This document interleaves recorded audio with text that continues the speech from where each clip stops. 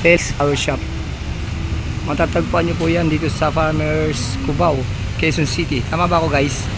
Ayan. Ayan, murang-mura, sariwa lang. Sariwang-sariwa guys. Ayan, ganda ng mga flowers sila.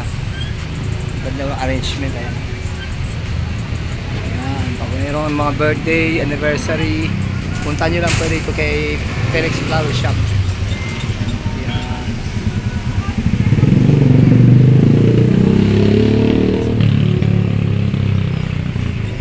Diba? Boss, vlog lang ako ah. Ayan. Dito na po kayo bumili. Pag gusto nyong pambigay sa girlfriend nyo, sa boyfriend nyo, sa mothers nyo. Ayan, kompleto po sila. Anniversary, ayan. Sariwan sariwa, mura lang po ang presyo dito guys. Ay, ayun pa yung gumagawa nilang flowers, paano arrange. Ayan. Kasi pagkabata yan, tignan nyo guys. Busy. Hindi ko na mapansin. Ayan. Okay. Ito pala yung tindira na guys na maganda. Ayan, sila po dito. Kahirap ba siya? Siya pala yung kahirap po. Anong vlog yan kuya? Ronald Bicol vlog po. B-I-C-O-L. Yung sa Bicol ko. Ikaw yan, ikaw.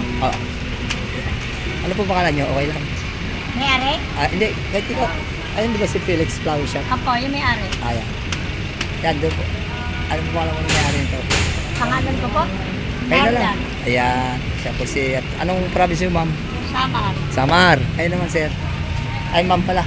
Sorry madam, kayo po. Ano yan? Oy, province mo daw. Taga Binondo. Okay. Si pangalan mo? Si ma'am, ano? Busy si ma'am eh. Sige. Kim Chu. Ikaw naman taga saan ka naman si? Dito sa Manila. Anong pangalan niyo po? Kim Chu. Yeah, Kim Chu. Kim Chu. Okay guys, dito lang po kayo pumunta sa flower shop ni Felix. Shoutout kay Ate Jo. Ayan, shoutout kay Ate Jo. Ayan, murang-mura po dito. Murang-mura dito guys, ang flowers na bilihin. Kaya wag na kayong maglayo, pumunta na kayo dito sa Cubao Farmers. Ayan.